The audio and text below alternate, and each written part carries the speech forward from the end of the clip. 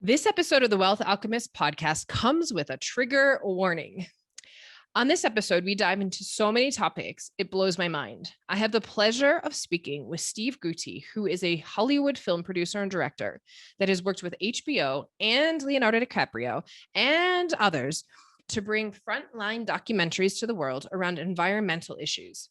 The information he shares is his opinion from the experiences that he has been a part of as he brings this very important information to the world. Please listen to the whole thing. It's so full of eye-opening stuff that is happening in the world of environmental issues and policy right now. We talk about oil pipelines, fracking, issues with topsoil, not having the ability to grow our own food in the next 50 to 60 years. This is real stuff, guys. We drop even slightly into sex trafficking. We talk about media censorship and so much more. Also, please, as you listen to this, remain open-minded and open-hearted. We invite you into a deeper level of self-responsibility and how you show up for environmental protection, but also to really dig deeper and do your own research and make up your own mind. If you hear things that trigger you and you think, no way, is that true? You just don't believe it. Feel free to go and look things up. I mentioned in this podcast, but to start with, just let me say that if you're going to go and do your research, please go to the search engine DuckDuckGo. This search engine will allow you to move past some of the media censorship that happens on Google. Steve and I actually have some differing opinions on some of the things in this episode, and that's totally okay. And it's the point of what we're saying to you. Whatever you do, please just be willing to look deeper and make up your own mind, not just from hearing it from one person like Steve or myself, or from hearing the very censored mainstream media, but because you are willing to do your own research and make educated decisions. It's such an important show. I am so passionate about doing what we can to protect and help preserve our environment. So please take the time to enjoy this show. Hello and welcome to the Wealth Alchemist podcast. My name is Carrie Norley, and today I am super duper excited to have the privilege of having a conversation with Stephen Gute. He is a filmmaker who has worn many hats in his now 20-year career. He works as a director, producer, writer, cinematographer, journalist, editor, and already has a long list of credits stretching across a multitude of formats. While his origins lay in narrative films, he was eventually sucked into documentary spiral, beginning with Leonardo DiCaprio's 11th Hour. Radicalized a portrait of millennial resistance during the Occupy movement with Sam Slovak, frontline documentation of protests at Standing Rock and Black Lives Matter, and ultimately he led a team to the Arctic to film Glaciers in Decline for HBO's Ice on Fire. Stephen's episodic documentary series Confluence, which uses water as a reflective lens to investigate a myriad of environmental concerns, is a lifelong endeavor that he is working on. Steve, it is so amazing to have you on this show. I'm really excited for this conversation. For me, this podcast is all about wealth, but when I heard you, so I met Steve at the Hollywood Film Festival, and he won an award for his video, Water is Life. And when I heard your story, I just knew you had to be on here because as much as I talk about wealth, to me, water is it is life. It is wealth. It is the ultimate wealth. And I'm really excited to bring some more of these environmental concerns into this conversation, because without us protecting our environment, what is the point of anything that we quote unquote acquire? And actually, literally, even before we got on here, I literally said to Steve, it's such a fine line to walk, the difference in the line between environmental concerns and fighting for the environment and really having this preservation mindset, also to the fact that we're human and that we do want to have a life full of all the things that we as humans also desire at some level. So I'm super excited, and I really wanted to start talking the conversation with the water part. So tell everybody about the video that you've created and Standing Rock. And I'd love to also hear, because Standing Rock was so big in the news for a while, obviously while everything was happening, but then it kind of disappeared. So I'd love to hear kind of love to hear some updates and things like what around that as well. All right. Well, I guess to I got to give you a little context to understand what happened with the landscape of media during Standing Rock and the ability to release information, because it was 5 years ago now, and that was a different world, honestly, in a lot of ways, especially for people in independent media, because it was really before a lot of the censorship legislation kicked in, which was really as a result of Standing Rock more than anything. And so I had been working on Confluence since 2014, and the project initially started as a feature film to investigate pollution in America using the Missouri River as the central artery for investigating the story, because the Missouri River, ultimately is, just it covers more ground than the Mississippi River, and ultimately the water from the Missouri ends up joining the Mississippi. So it's a way to investigate both of those rivers. And the term confluence came from, in the initial journey that we were following, we had 3 people that were paddling the Missouri River in a canoe and taking water samples along the way. So they would take a water sample once every 10 miles going down the river to see how eutrophic materials, heavy metals, and other contaminants built up over time. And so they started up at the source of the river near the border of Canada in Three Forks, Montana, and then made their way down the river. And as they made their way down the river, very quickly after leaving like the wild scenic area in Montana, the river began to change and became more of an industrial shipping channel rather than, a traditional river. And the way that we've castrated our rivers here in America, I mean, we've dammed up everything. And realistically, our water doesn't flow like it used to before. And so as a result of that initial part of the documentary, we realized that the contaminants built up very quickly, especially after getting to North Dakota. And so a big part of this documentary was investigating oil and gas concerns and how that affected our water supply. And so ultimately, we, after that first trip, went down to the Gulf of Mexico and was covering eutrophic zones in the Gulf, and kind of the byproduct, the conclusion of that story of the water that started, up in, Montana and then made its way down to the Gulf. And so it kind of morphed into 2 movies at that time because it was just so much information to cover. And then as a result of going and covering the flooding that occurred in Louisiana in 2016 in Denham Springs, and the quote unquote 1,000-year flood that occurred, I was in the Gulf and I heard there was a protest happening at Energy Transfer Partners corporate headquarters in Dallas. And so I riled up some other water protector independent media people and convinced them to make a trip to Dallas with me. And so we went to Dallas to go and protest in front of Energy Transfer Partners and take the fight to them. And when I got there, it was just one of the most amazing protests I've ever been to. And I've been to a lot of amazing protests. And so there was there was people from the Lakota tribe, the Sioux tribe.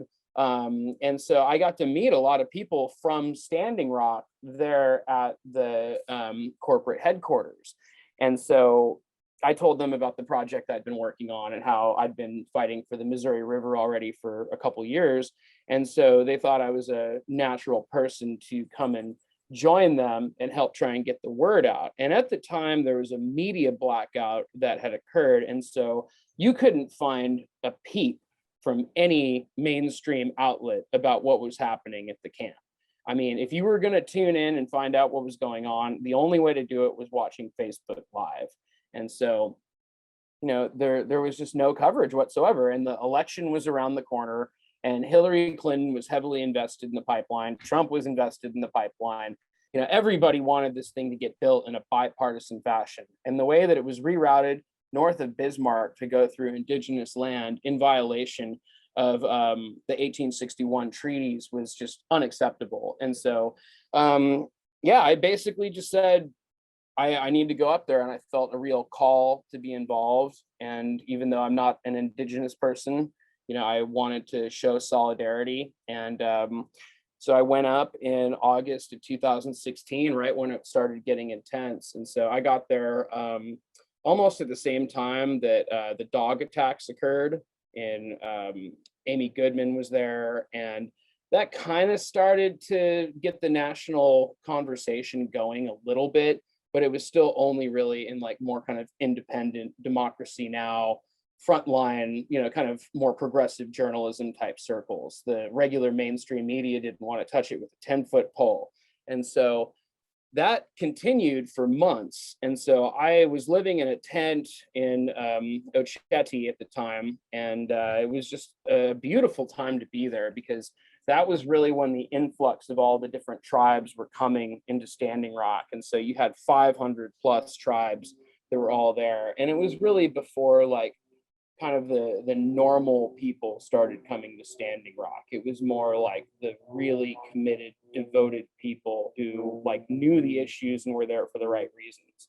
And then after it kind of became popular, it became somewhat of a Burning Man type situation for certain people. And then you also had the issue of having a lot of provocateurs and people from the oil and gas industry that were trying to infiltrate and intentionally sabotage the camp.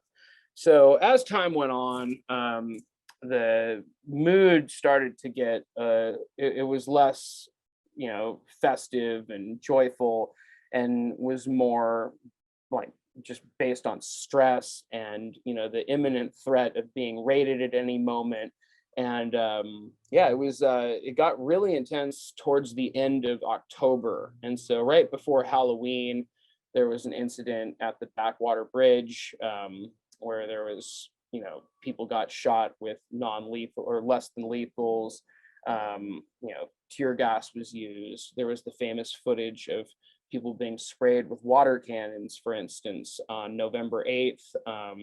And then on November 2nd, I think, was the confrontation that occurred that I was at, where we were shot at by the military and Mandan County sheriffs, private security. And this was just for water protectors building a bridge to try and cross the other side of the river to get closer to the construction site. And so they built the bridge, were able to get over to the other side. But the minute that they got to the other side of the Cannonball River, it just turned into a disaster. And so you had indigenous leaders that were in the river praying, and they were getting, sprayed with pepper sprayed and just, shot at like point blank. And these less than lethals, they are not non-lethal. So a lot of times in the news, they refer to these things as non-lethal rounds. They are fatal if you are shot at a close distance. Sure, and yeah. I can tell you, I have been shot at with these things many times, and somehow I haven't been hit with one quite yet. Many of my friends have, but I guess I've got some kind of divine protection on my side at this point. But I've been hit with plenty of batons and whatnot, but I've never gotten a rubber bullet yet. But so that day was, I think, really the turning point in terms of the national coverage in the media. And so it just became something that couldn't be ignored anymore. And so I remember November 2nd, the camp was, still, it felt like the old camp. And then on November 3rd, everyone woke up, and I'll never forget, outside of we had Media Hill where all the journalists had to check in. And originally it was like me and 6 other people. And then that day alone, on November 3rd, after the violence, you saw a line just going, just down the camp. And so you had like literally like hundreds, if not thousands of people show up in solidarity that week, the second week of November, which was great because it brought more numbers and it like really added to the national conversation, but it made the camp a more unstable place. And it meant that there were more egos to manage. And, realistically, it was right before the election was happening. This was like the week before the election, because I think the election was on the 8th, if I recall. Maybe somewhere around then, yeah. Yeah. And so this was the time when the Democrats were kind of like, oh no, like, people have outed us as being very supportive of this pipeline. And especially the position that Hillary Clinton took was very much like, all right, you guys, we can talk about this later, but we're going to have to build it first. Like the paperwork's already done, and you people are being, like basically terrorists. And so, then Trump was literally personally invested in the pipeline. So we knew in a bipartisan fashion that, this was probably going to be built. But because so many people kept coming and the media kept covering it after the election, we knew that something was going to have to give, especially when the vets decided to go to Standing Rock and put their bodies on the line in front of the water protectors. The state of North Dakota, I think, just realized that was the worst PR in the world, to see U.S. veterans being assaulted by private security members and by local, sheriffs. I mean, those people served in Iraq and they got the shaft when they got back home. And then, that image alone, I think, was just scary enough for them to basically put a moratorium on the drilling process. And when Obama announced the moratorium and the Army Corps ruling, everyone celebrated. And if you watch the video that I produced, that's where the video ends. And everyone thought that the pipeline was stopped. And I remember even being reticent to put that ending in the video because, when all the celebrations were going on at camp, I just said, this isn't the time to celebrate. Like, this is just a moratorium. This is a distraction. This is a tool that they use to make people forget, and think that the situation is over. And then people are going to stop wanting to go to Standing Rock. And then the minute that the numbers are down, then they're going to build the pipeline. And that's exactly what happened. Yeah. And unfortunately, people didn't even know about it. Everyone, a lot of times now, people will say, oh yeah, whatever did happen with Standing Rock. Like, I'm really glad that everyone went to the camp and stopped the pipeline. I say, no, the pipeline was built. Literally the I think 2 weeks after Trump got inaugurated, he signed an executive order to build the DAPL and the Keystone XL pipeline. And luckily the Keystone XL pipeline was such a, permitting clusterfuck. I don't know if I'm allowed to swear on this. You are. Okay, good.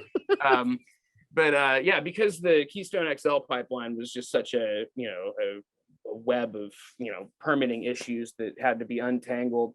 I think at a certain point, the powers that be in the industry realized that that was just going to be too big of a FERC problem, which is basically the institution that handles interstate oil and gas infrastructure projects.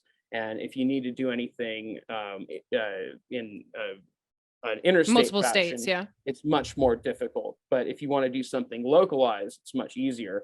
And Energy Transfer Partners was able to somehow, I don't know how they were able to get this through the legal system, but they were basically able to treat each state as a local domestic project. And the DAPL wasn't looked at as an interstate project. That's why they were able to get their permits so easily. So, a lot of people have been looking at how the permitting process happened and realizing this pipeline was built in an illegal way.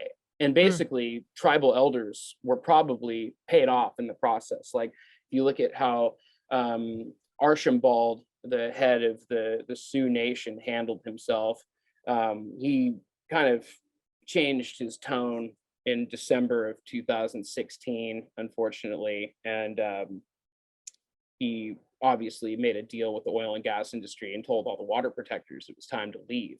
But those people who came to the camp decided to dedicate their lives to it and said, you know what, you asked us to come, we're not leaving. And so the youth council from Standing Rock, who realistically were the people that put out the call to action, decided to defy the elders and the tribal leadership, which is not something that's traditional in Native culture at all. It's usually the young people, you got to shut up, listen to the elders. Yeah, but in totally. this case, the elders were clearly wrong. And then lo and behold, the raid happened, and it was pretty nasty, but a lot of my friends got arrested and ended up getting thrown into the legal system for years as a result. But luckily, I think just about all of them had their charges dropped after challenging them.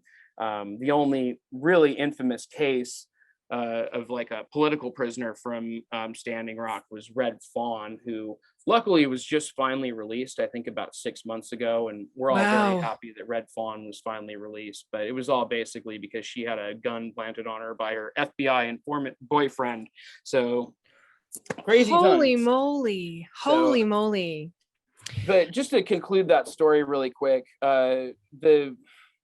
so once the word got out and the genie was out of the bottle, we were going live, and we would have like 30,000 people watching us while we were live streaming. And so this was a direct threat to the economic model of the United States, which really the US dollar is based on the value of oil. And that's kind of what keeps it artificially high, just to throw in the monetary policy aspect. But because of the success with us live streamers and independent media, they knew that they needed to find a way to manipulate algorithms and pass legislation to try and take the internet away from us. And so Standing Rock really was the domino that fell that led to us ultimately not being able to reach an audience anymore. And so we used to have 3 million people come through our Facebook page a week during Standing Rock, and now we're lucky if we get 3,000. So we were targeted as being a quote unquote fake news site. And this is all Democrats doing this, mind you. Like, the fake news bill was signed by Obama before he left office. And so, there's a bipartisan push to try and limit the access that independent media has. And so I've had, like, one of my best friends had his account disabled yesterday. And just because he's covered Black Lives Matter and specifically the LAPD. And so if you speak out against the status quo in an environmental way, in a social justice way, in a monetary way, they're probably going to shut you down. So yep. I mean, we're still here. I'm only a little media person, right? As Those compared are the best to kind, though. yes, like we all count, right? But as compared to, and I've had my business page shut down. I was like, I don't even say that much. That's like that, hugely controversial. And so I think about it all the time. Like it's a really, well, it's a big problem. And I do want to talk to you about censorship, actually, but I want to stick to water for now. Yeah. With that, so with all these pipelines, being built, because they are being built, how does it, I want to talk about how it actually affects our water. Okay. So, I mean, if you really look at, a lot of the industry likes to gaslight us and say, all right, well, pipelines are the safest method to move petroleum. And if they built these things correctly, maybe they would be the best way to move petroleum. But the truth is, even building these things, we're doubling down on an infrastructure of outdated technology that we know we need to move away from. And so realistically, the exposure and the discussion about pipelines becomes localized mainly into two arenas: the Keystone XL pipeline and the Dakota Access Pipeline. Mm-hmm. The Dakota Access Pipeline, since it was built, has already had multiple incidents where it's leaked into the Missouri River. And I guess people don't realize this. The first one happened, I think, 6 months after it was built. Wow. And so from what I have seen, not only does the industry not maintain the infrastructure they already have, but they build all of their new infrastructure in just a poor quality fashion that's prone to failure. And they basically include all of the fines and other costs that they have and they anticipate for polluting into their yearly operating budget. So they've realized that it's cheaper for them to just prepare to buy off the regulators than it is to do things in a responsible fashion, because that would affect their business model. So I could so go to the pharmaceutical industry from that spot too, but go on. And screw them too, but that's another right? conversation. But, realistically, they're kind of hand in hand. If you really look at like Bayer and some of these other companies, like the link between the petroleum industry and the pharmaceutical industry is very tangible and real. But just to talk a little bit more about pipelines and how they affect our water supply, there are so many pipelines that are being built right now, besides the obvious ones that get all the attention. Like if you go out into the Pecos area in Texas, for instance, that area is just, it looks like Mordor, basically. There's just fire everywhere from all the flares, from all the frack sites, and they literally are building so many pipelines. Like if you look at a map, like it looks like a giant spider web of all these different intersecting lines. And, it's funny because if you look at like a map of the rivers of America, and then you juxtapose that with a map of all the pipelines of America on top of it, I mean, it looks very similar. And Wow. so, yeah, it's pretty insane that we're moving as much petroleum as we do, and in such a haphazard fashion without having proper security, because there's no way you can guard thousands and thousands of miles of pipeline. So just from like a security point of view, I mean, the area that basically, there's two areas in America that calculate the amount of petroleum that are moving through these pipelines that ultimately dictate the global price of oil. And so there's the Henry Hub in Louisiana, and then there's Cushing in Oklahoma. And so those are both, quote unquote, the pipeline crossroads of the world. And both of those areas are pretty podunk, and I don't think a lot of people even know about it. But, if you're like me and you want to track these places down, it's like basically going and, filming on like a zombie film set or something. It looks like, some kind of dystopian, hellhole. Like death. But yeah. But so they're building all these new pipelines everywhere. But the one that I think is the most disastrous in the making is there's two, Line 3 and Line 5, which are Enbridge projects, a Canadian company, to build pipelines that will cross the Great Lakes region and bring tar sands dilbit, which dilbit's basically the concoction of the slurry of the tar mixed with other chemicals to be able to make it move through the pipeline. But the issue is with dilbit, it's very viscous, and when you run the dilbit through the inside of a pipeline, it basically has the effect of sandpaper.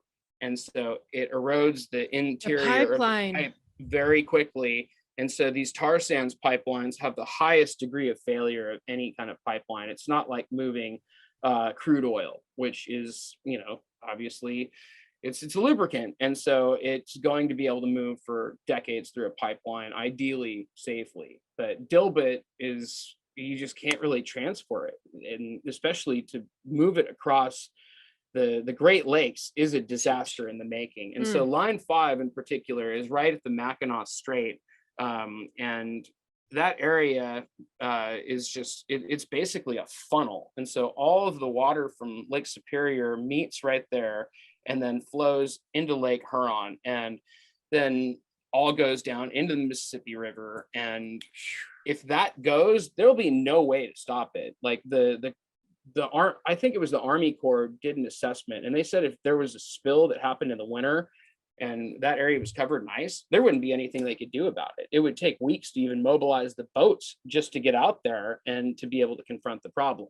And so Enbridge is a Canadian company. They're only doing really quickly though, like if it does that, just because it's frozen, it doesn't mean that the oil then stops moving because it's happening under the water. Exactly. Just the top of the lake will be frozen, but the bottom, all of that oil. So then it contaminates all the way through the river. Exactly. And so that pollution will make it all the way down to the Gulf. And Enbridge has, it's kind of like every year the top polluters kind of change slightly, but they're usually in the top 5 in terms of pipeline safety. So usually the worst violator, pipeline wise every year is either Sunoco or Enbridge. Enbridge was originally one of the people that were heavily involved with financing the Dakota Access Pipeline, but moved out of the project and just supported it in secret just because they knew ultimately it was a PR nightmare, in the making, and it could affect their plans with Line 3 and Line 5, which have been kind of swept under the carpet. And right now, that battle is really amping up. So I've been covering Enbridge for several years, and I've been up in Minnesota and Michigan. Michigan, in particular, has a special place in my heart because my mom's from the Detroit area, and I just feel like Michigan has gotten the shaft in so many ways, and that whole state should just be like designated a wildlife preserve, and just there should be an initiative to try and clean it up rather than keep polluting it. So Enbridge is trying to build Line 5. They've had some resistance now finally from Dana Nessel, the Attorney General of Michigan, and from Gretchen Whitmer, who's the governor. And, I'm happy that she's actually stepped up to the plate finally after several years to confront this. But it really wasn't until Trump took office that, this was even a conversation. Because whenever the Democrats are trying to build pipelines, everyone wants to turn a blind eye to it, like right now with Joe Biden. But so Line 5 is in the process of being stopped, hopefully. And I think the state of Michigan is, finally realized like this doesn't help us whatsoever. And it's really just to the benefit of a Canadian oil company at the expense of all the people in Michigan. But Yes. Line 3 is being built in Minnesota, and I went out and covered it in 2018, and since then the construction has actually actively begun. And so I told the Anishinaabe and the Ojibwe and some other tribal members up there that the minute that the construction starts, let me know, and I'll probably come and pay you a visit. And so I'm probably going to leave to go up to Minnesota and join the camp in the next week or two. But they've also issued an eviction notice. They've closed the easement to the camp, so even getting there is a challenge. And it's kind of this situation of like, you could go to jail for decades for being on that property. And the law is obviously collaborating with the Canadian oil company and violating treaty rights of all the tribal members who have stood up to their land being contaminated. And so the best thing you can do right now, if you want to stand up to pipelines, is to support the Line 3 camp. I think they're a little reticent to just put out an open call, just because of the provocateurs and everything that happened during Standing Rock with infiltrators and, the camp being kind of torn apart by interior dynamics. And, but if you want to donate to Line 3, you can go to resistline3.com, I think it is. Just search, Stop Line 3, and you'll be able to get a link to all the water protectors that are doing good work. But a lot of the same people who were involved heavily in Standing Rock are there. And this is something big in the works. And, everyone likes to give Joe Biden a lot of credit for stopping the Keystone XL pipeline. That was just the obvious thing to do. And it makes him look like an environmentalist, and he can get away with murder with everything else and not confront any of the elephants in the room. So I have a lot of difficulty now having conversations about the environment with a lot of my kind of more establishment Democrat minded friends, unfortunately. So, if we're going to like claim to care about the environment and climate change, we need to actually do something about it, not just, front a bunch of rhetoric. It's time for serious action. So I have two questions. Yeah. First one, I want to hear after you answer this question though, is that where we can take actions, like what we can really do. Yeah. But before that, I really want to be super clear with people. So like when we start to get like these leaks start to happen, because they do, and they will continue, right? Every day. Yeah. How does it like literally down to you and me affect us, because that's happening in our water, and what is happening to us and for us or against us because of these leaks? Well, I mean, if you really look at like across the country, they don't maintain these pipelines whatsoever. And in certain states, they have more regulations about maintaining their infrastructure. And then you get to other states like Louisiana and Texas, and there's just no protocol for them to do anything. And they just basically leave all their, old waste. And in a lot of cases, they'll just throw it underground. Like I was just recently out in the Navajo reservation, and they've basically just turned Chaco Canyon into a dump site. So they're injecting all of their produced water from fracking operations and all this other, activity into the water table in arguably one of the most sacred sites in the whole country. I mean, wow. That's an area that's shared by several different tribes, not just the Navajo. Yeah. And so their cancer rates are going through the roof. And, so recently with the COVID pandemic, these people, their immune systems were so affected by all the pollution that they've been inundated with over the past 100 years.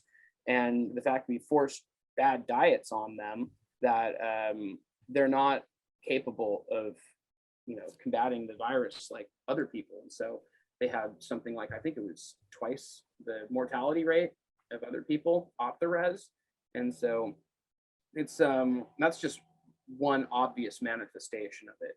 But as these pipelines leak and these petrochemicals get into our water supply, it's disastrous in terms of people's health. And I'll cite another Enbridge pipeline, the largest the two largest inland oil spills that have ever occurred in human history have been from two Enbridge projects. Number one was the original Line 3 that they're now replacing, and that was in Grand Rapids, Minnesota. That was the largest amount of petroleum that ever leaked in an inland capacity. And then there was also the Line 6B pipeline that burst in 2012, 2011 in Kalamazoo, Michigan. And Kalamazoo that area is already just covered with Superfund sites everywhere.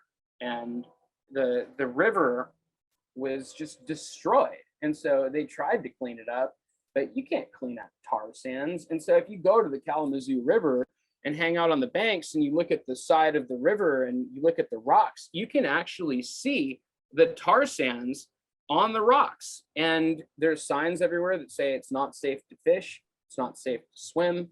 That whole river is just, it's destroyed. And it would take I don't even know what kind of dredging work would be required for that to be remitted. But realistically, I don't think you can remit a lot of this different pollution because it's just sunk so far into our ecosystem that there's not much you can do about it. But Enbridge, since they own the local government, they got to basically get paid to clean up their own mess with taxpayer dollars. There was no oversight from the EPA or any other officials, to my knowledge, and they just swept everything under the carpet and acted like it was okay. And now to this day, some 10 years later, Kalamazoo has a massive cancer cluster and people are just getting insanely sick out there. But because there's so many different things that are affecting people's health in Kalamazoo, it's kind of impossible to just pinpoint the pipeline as being the result of all these cancer clusters because it could come from the former weapons producer in the area. And the land's completely contaminated with PFAs, PFOAs, and other chemicals as well. So, but you really look at it, if you're close to an oil and gas infrastructure project, there's probably going to be 20 years taken off your life just by living in a proximal capacity to said infrastructure. And realistically, I think it's time that we start, reanalyzing how we're going about our entire energy system. And, we had a lot of time to deal with this already, but for some reason, the baby boomers have just decided to kick the can further and further down the road.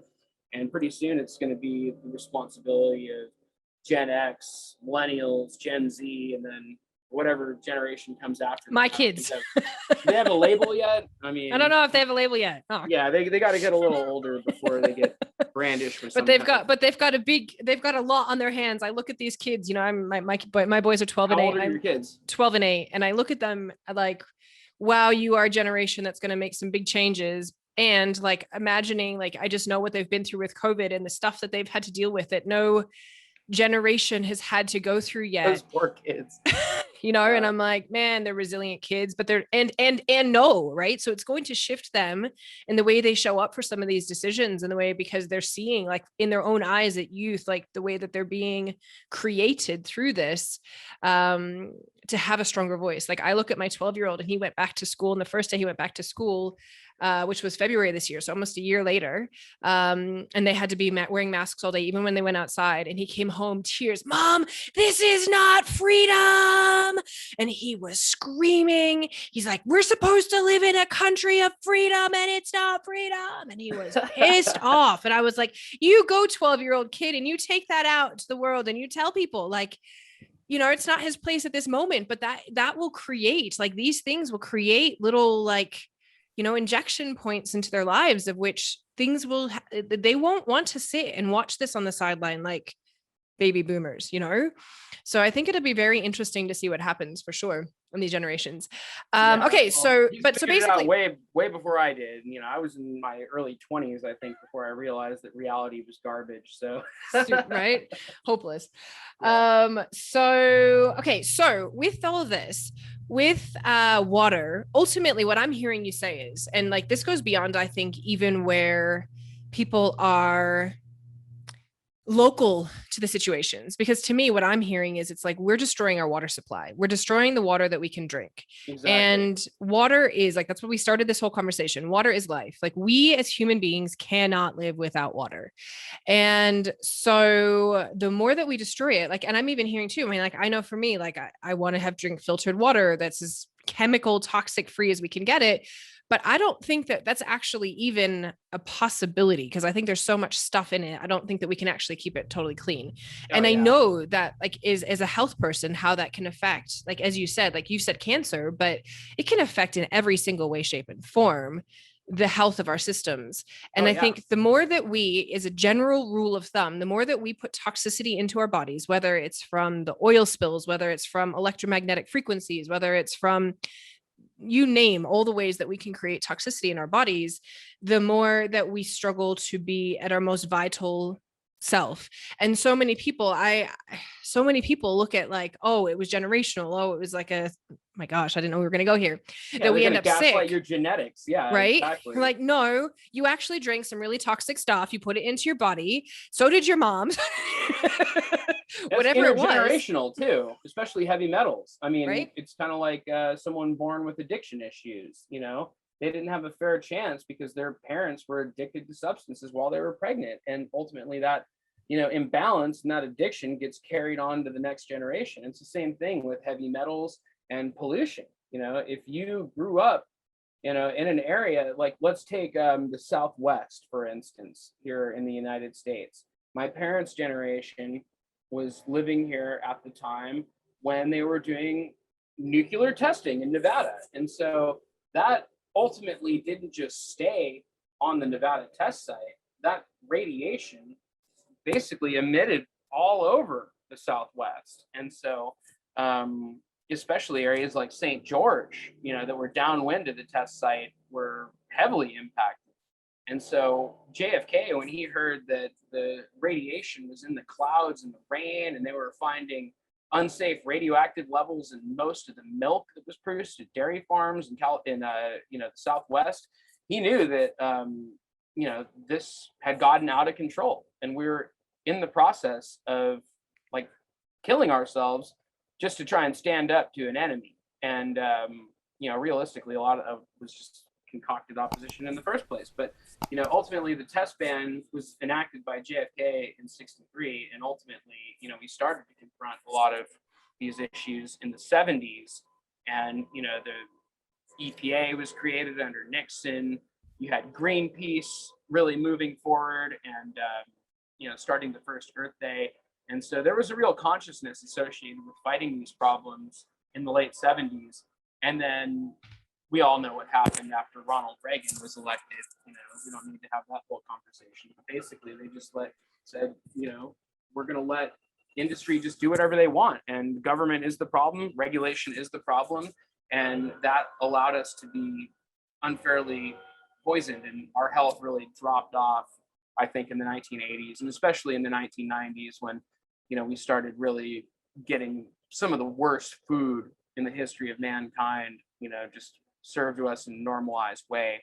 But I'm Yeah. really happy that there has been some kind of consciousness associated with food. That gives me some hope, because I used to talk about Monsanto and GMOs, the difference between traditional farming versus the petrochemical monoculture farming that we have now. And I've seen progress made in a short time.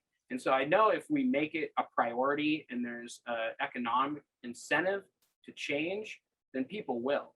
But the problem is the oil and gas industry is such a mafia that they own our government, and they have billions and billions of dollars of subsidies from us. So, standing up against a villain that owns your own government, I mean, It's hard. it's very difficult. And it's almost like, to take these people down, like, we're going to have some kind of, like coup against the typical power structures, but not in a mindless way where we're just storming the Capitol. We need to have like a very, very aggressive, insightful strategy to stand up to these villains, because realistically, they've done a really good job of consolidating power and dividing us, and keeping us fighting amongst ourselves, rather than pointing the finger up at the top of the pyramid.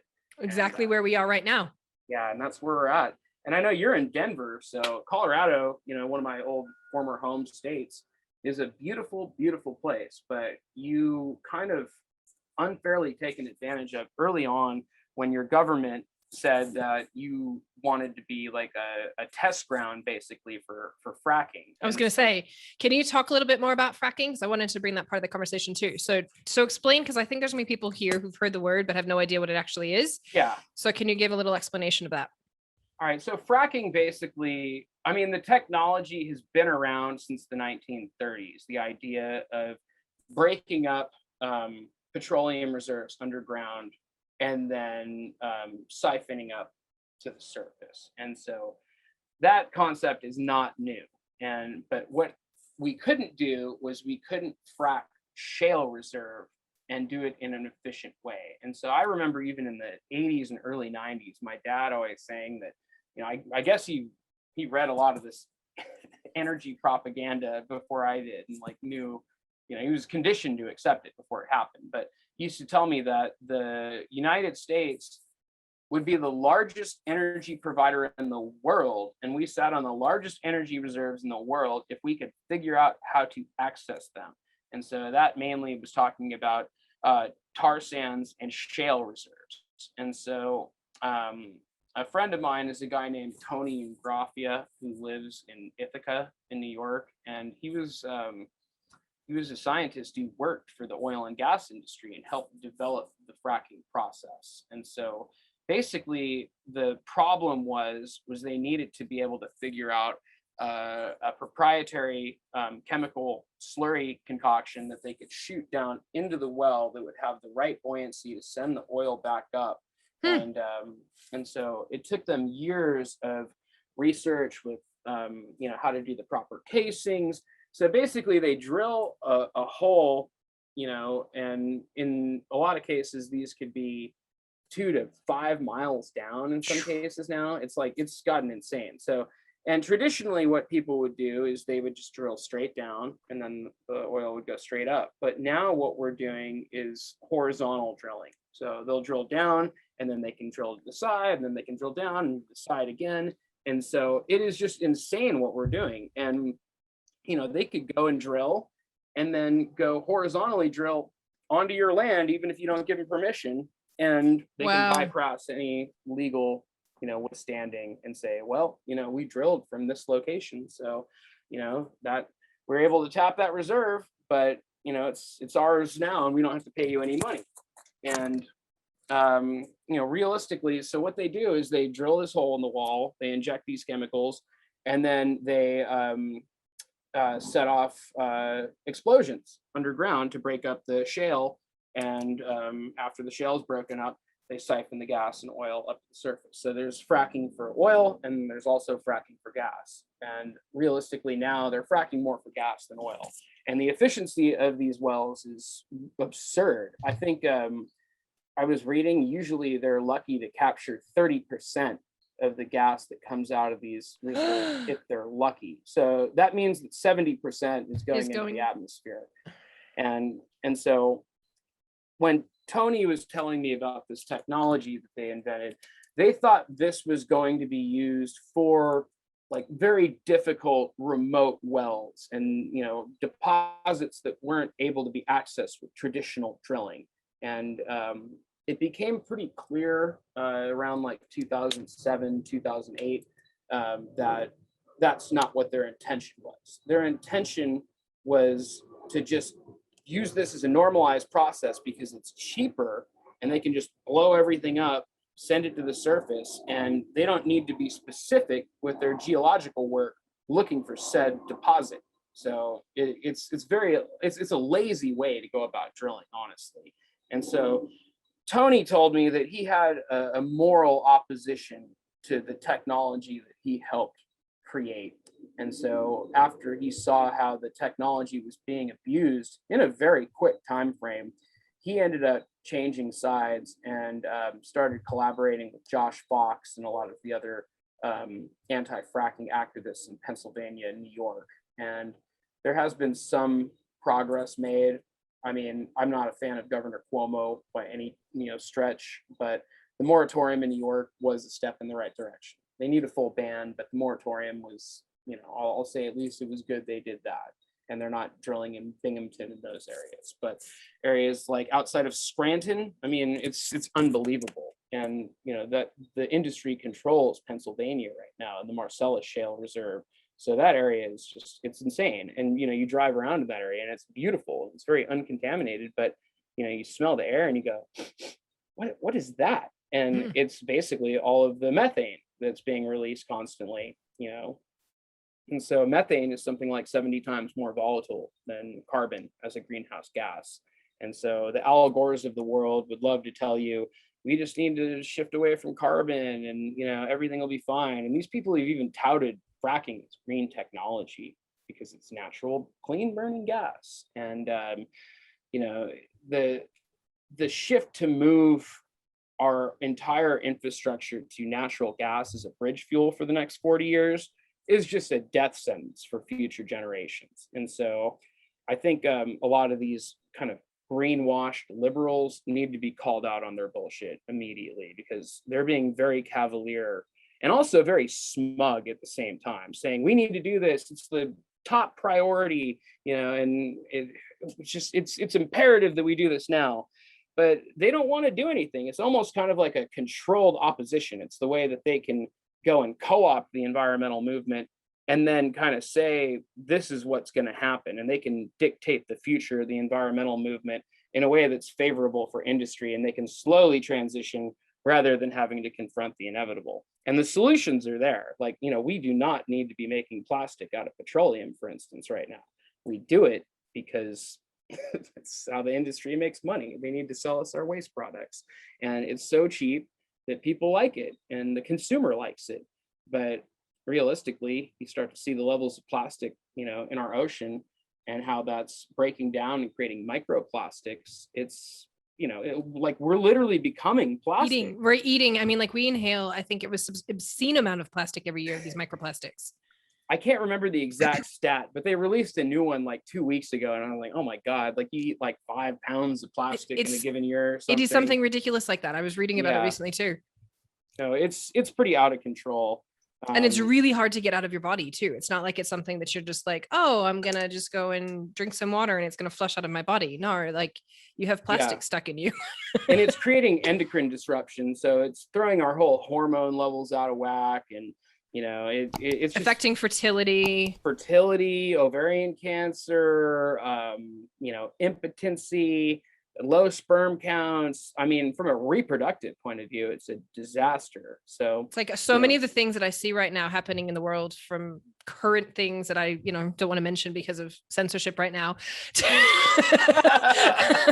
Yeah, we don't want to get pulled out mid-feed, No, to these types of things, like, there's just so many ways that the powers that be want us to stop reproducing ultimately, like they're affecting the way that we are able to. And so many more couples are having problems having children right now, and probably ever before. I don't know the stat, but like it's happening. I don't think anyone knows the stats, honestly. I mean, they don't really want this kind of information to get out there, because if they did, they'd have to confront, they're killing all of us. And like to look at like what degree of that agenda is the case. I mean, it's very subjective, and it's hard to even have these conversations because it's basically an investigation of genocide. And if you look at what happened to the Native Americans, for instance, I mean, we literally are still trying to kill them and destroy their culture. And so this idea that America, that's something that was in the past, like, no, we need to confront how we're still doing this and how we're responsible for propping up other countries, or leaders, at least in other countries, that are committing horrible war crimes. We claim to care about justice and democracy, but, our track record really proves otherwise. Like, we're really more interested in overthrowing democratically elected leaders to instill right-wing dictators that are favorable for imperialistic corporate means, instead of actually, letting people decide their own process.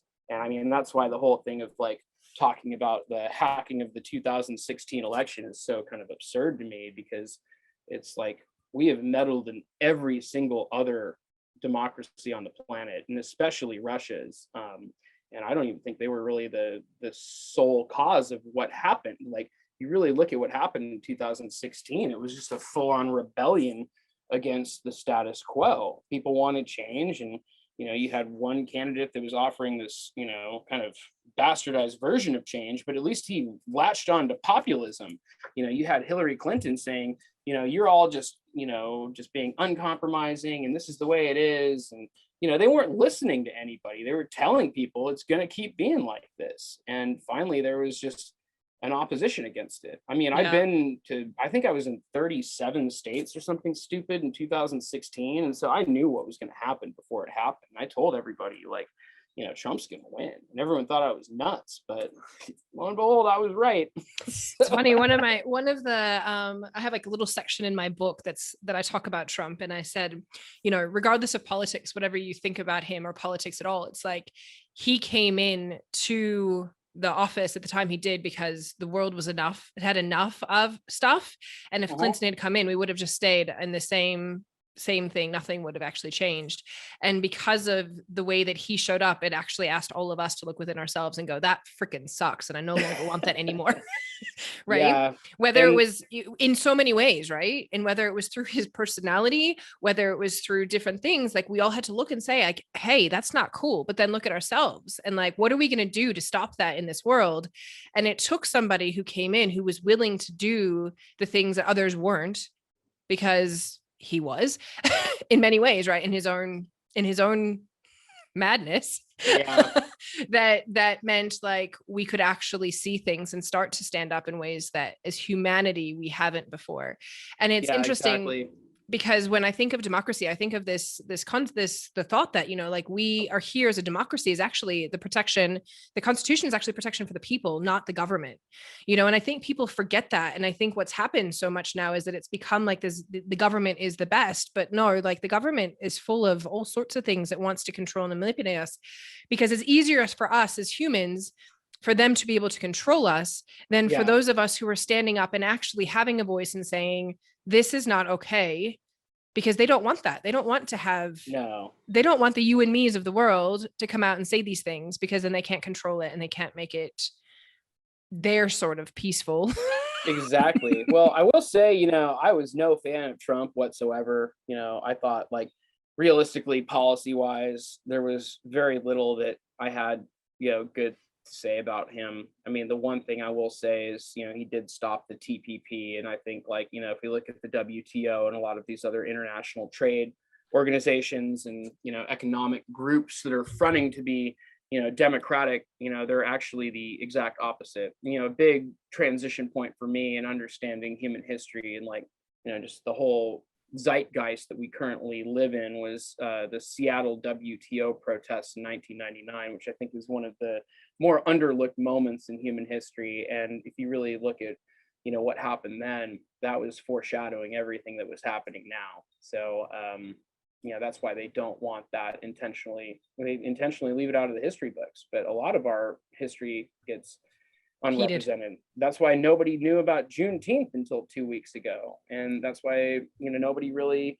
knows about, like, the Tulsa bombings or the long walk that the Navajo had to go through, because it doesn't really make us look like the good guys. And our whole reputation falls apart pretty quickly once you really look at, like, some of our previous actions. But I think, the one thing that Trump did that I liked was it made it obvious how fucked up we were. Mm-hmm. And people took to the streets and said, we're not going to take this shit anymore.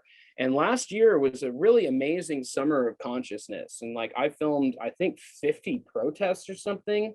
And it was just every day, it was just a magical affair to go out, join your community, and go speak out for what's right. And it was amazing, just the bonds that were built. And, a lot of people who were coming from different affinities joined hands to say, we need to, like, look at who the bigger enemy is. And then after Trump was taken down and now we have Biden, I'd say like 75% of those people just went straight to sleep. And now we're having this summer that's all kind of based on hedonism and selfishness and quote unquote the roaring 20s. And I love to tell these people, what happened after the roaring 20s? The Great Depression. Like, you idiots, like, go and start paying attention to how your community is affected. Don't just go and justify, like, hot girl summer just because you've been locked inside for, a couple years. There's some people who can't go and enjoy that quality of life because they're disproportionately affected by our economic system. And those are the people who are doing the work, which is really frustrating. So, I just implore people to just open their eyes a little bit more, and just to say, we can't accept this mediocre transition into the future. We can either do it now, or we're just dooming everyone that comes after us. So yes, a lot of people true. think I'm kind of a downer, but that's just, I'm also kind of a realist, and I want to also inspire people, but also not just let them off the hook. Because if we only say we're only going to focus on positivity and manifesting a great world or whatever, I think that's kind of dangerous, because it's basically squashing the conversation before it happens, because it's oh, you're negative. We don't want negativity in our spaces. We only want to create a beautiful world for ourselves. But that's usually at the expense of other people, unfortunately. Just a quick pause in the show to let you know about an upcoming program I'm running called New Wealth from Crypto. I have been on a journey to learn about becoming fully financially sovereign, meaning breaking free of the banking system. Whilst you can fully break free, you don't have to completely remove yourself from the banking system. And I highly recommend that you learn about decentralized finance. If you haven't heard me raving on about it in my other podcasts, please go and check out the third podcast with Roscoe Pattison on DeFi now to go and get the understanding of what I'm talking about. And in the meantime, know that there is a way for you to make 5 to 27% plus safe and stable returns with minimal time invested. Yes, it's in the crypto space. No, it's not volatile like Bitcoin. As the governments print more money and inflation gets higher and higher, it is more and more important for you to know how to free yourself from the banking system and to be able to hold your money and create these amazing returns. New Wealth from Crypto is my program to teach you everything you need to know about investing for yourself and setting up your own portfolio in a safe and stable way. This has completely changed my life, and I'm going to rave on and on and on about it. Trust me, if I can do this, so can you. Also, it's important to know that timing matters in this. You have an opportunity right now to get into this space at the forefront of its growth. So many people already look at crypto and think, I wish I had gotten in when I got the first nudge, and are kicking themselves right now that they didn't. Are you one of those people? Do you want to be one of those people? Consider this your nudge from the universe right now. Don't wait. Reach out today. Email me at Keri, Keri, at Keri Norley, KeriNorley.com for more info today. And now, back to the show.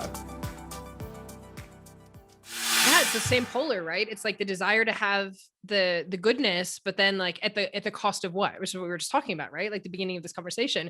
It's exactly. As humans, we want the good, amazing things, and and the capitalism and all the things that are not helpful for the environment at the cost of what?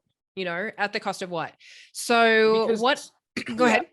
I was going to say, I think one of the things people love to talk about now, especially in the new age community, I've noticed that, people like to talk about economic abundance a lot. And I guess that's just a term that I have a lot of issue with, because based on the work that I've done, traveling around and investigating, I mean, if you really want to look at the things that are most important, access to clean water, access to clean air, access to good topsoil, that's becoming scarce. And the idea of abundance, it doesn't really translate to an environmental kind of mindset, because if you have abundance, you need to have an abundant supply, as well. And especially with water, it's just dwindling quicker and quicker and quicker.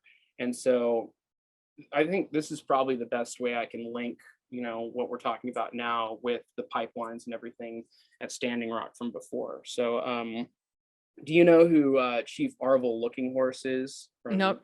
Okay, well, he was kind of one of the quintessential leaders in during Standing Rock. And so he's, I think, probably in his late 70s or early 80s now, but he is just a magical person. And he's a very traditional medicine man, and I got the honor of interviewing him in his tent in Standing Rock, and he broke down the whole situation, like, just from start to finish in such a concise, amazing way.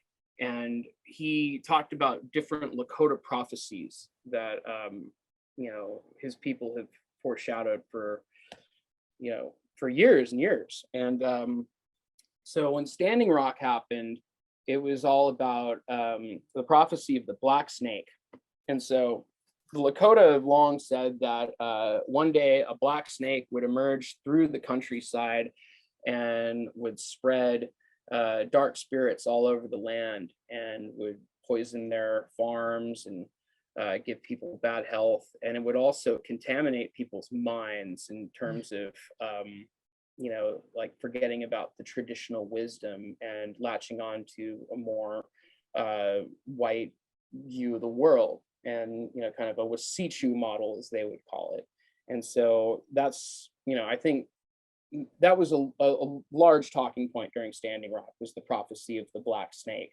And so at the end of the interview, though, he told me about another Lakota prophecy, and I think this is what's around the corner, is the prophecy of the blue gold. And so now water has become so scarce that it's being traded as a commodity on the stock market. And that is ridiculous. And it's a violation of the UN protocol saying that water is a human right and it shouldn't be treated as a commodity. But so there's already water acquisition wars happening in drier places in the world. And like, if you look at like what Bechtel did in where was it? Wasn't in Colombia. Oh, it was Bolivia. Yeah. And so Bechtel basically bought out all the water in Bolivia, jacked up the prices, and people rebelled against it. And it was a huge success story in Bolivia. But that's the kind of stuff that's happening here in the Southwest now, is, California, you have lots of wealthy landowners going and buying up water rights, and they're hoarding water, like the Resnick family specifically, who owns like the Palm Wonderful brand. They make a lot of your almonds and pistachios and cutie oranges and those things, but they are buying up as much of the water in the Central Valley as they can. And then even just access to the Colorado River. States have been fighting for decades. There's big fights happening on that. Yeah. In the 1920s or 30s, I think it was, there was a near military altercation between Arizona, California, Nevada, Utah, and there literally was like the state National Guard moved their different troops into the border by the Colorado River, and there was a near military conflict that happened over water rights. And it's another thing that's very overlooked in American history, but if you go and research that, I think that's, again, a precursor for what's around the corner. And, states like Nevada have gotten the shaft in terms of the access to the Colorado River. And so a lot of people in Vegas specifically are like, well, we only get like 4% of the flow or 5% or something ridiculous. And then California gets most of it. And then surprisingly, states like Wyoming get a lot of it for the cattle ranching. And so the diversion of the Colorado River is, it's a big powder keg. And that's why California has been rushing to build the Sacramento Delta twin tunnels, which is, again, just an environmentally disastrous project. And from a fiscal concern, is also disastrous. Like, it was supposed to be something like $20 billion, and now it's already supposed to be like $37 billion because of a lack of bid competition and just handing out contracts to Jerry Brown and Gavin Newsom's homies. But it's the same situation we're having with like high-speed rail. We can't have nice things because of all the corruption associated with our state governments. And so, realistically, the prophecy of the blue gold, I think that's something we should be very concerned about. And I've talked to like General Honoré, for instance, in Louisiana. He's the person who's the Army general who basically stabilized New Orleans and the Gulf Coast after Katrina. And so he is someone that became an environmentalist through his work, after the hurricane. And traditionally, the military is not very favorable of confronting these things, but he recognized that we have a geopolitical problem associated with climate change. And if we keep pursuing things in the economic status quo fashion that we have now, we're ultimately pushing for a future of instability and military conflict, because there will be so many people that are fighting over access to clean water. And it doesn't matter how much you have in the bank if you don't have anything to drink, it's all irrelevant. And so it's weird that like a Native American medicine man and an army general from the United States echo the same sentiments, but that's when you know that this is a real problem and it's not something we can ignore anymore. Like, we need to start making water our number one priority and error. And if we need to live a slightly different lifestyle to accommodate that, I'd say it's worth it, because your lifestyle is going to be even worse if you don't change voluntarily, because that change will be forced upon you later, and you're not going to like the way the world's going to look in 50 years if we keep going on this course. No, no, actually, I'd love to hear. I want to hear what your thoughts are on what we can all do. And I want to add to that, because I was interesting. You said topsoil, and it's something that I know we don't have enough time to get into here, but it's a whole nother story. But my husband's been really studying and looking into it. And actually he's been working on our yard, like changing and like, how can I change the soil and all this stuff? But good for him. He's ahead of the curve. Right. We got to do it. And it's true. We all have to do it. This is the whole point. We all have to do this in our own literal backyards. Right. Yeah. But for those who don't know, like, just go look up topsoil issues right now, because when I can't remember the movie, I'll have to find the link and put it into the show notes here. But we watched a movie on it, and they said like within 50 years, we're not going to have enough topsoil to be able to actually get the nutrients out of our our food and be able to plant. Scientists are saying 50 to 60 more harvests in America, and then we're done. It's crazy. It's crazy. That's like within potentially our lifetimes. That not mine, hopefully, but that's I'm 43. It could easily, and definitely my kids. And so that was why, like, we heard that, and all of a sudden, he's always been, he wants to go into sustainable, like he wants to build his own sustainable house and community and permaculture and all these types of things. Nice. We're implementing in our own yard currently. But it's definitely a part of our conversation at home. And so, speaking of that, what are things that people can do? Because you said a lot of really important things, and they're really big picture. And I think it can be really overwhelming for those of us who are like, okay, I'm just at home. I'm just at home. I can't do anything about the big oil companies. Like, they're like, this is all big stuff. And it's a lot. It's a lot to take on if you've, as you've been listening to this. But even like I just said, there's things that we can do in our literal own backyards. So what are things that people can be doing now to make an impact on the future as we move on? Well, I know it might be a cliche thing to say, and people love to use this quote all the time, but Gandhi said, "Be the change you want to see in the world." And so I think it's really important for you to live that change as much as humanly possible.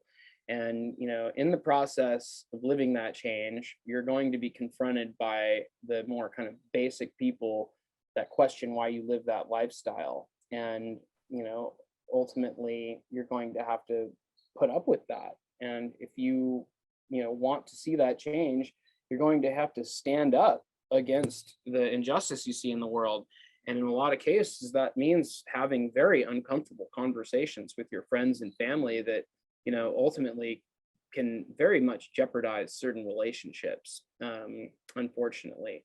But to live that life, I think is a life of consciousness, and to live a life that's based on your own material pursuits and just economic comfort, that's not really a holistic lifestyle. And so if you want to live a holistic lifestyle, there are things you can do immediately. Like, I think the most radical thing you can do is to be self-sufficient and not to rely on the government or the status quo for your food. And that's why they've tried to make it very much illegal for you to grow your own food, to have your own livestock. And that's, I think, the most important thing you can do is to rethink your diet, and the food that you're putting in your body, where it comes from. And if you can grow as much of that as possible, and you can learn about permaculture, aquaponics, and all these other solutions we have to do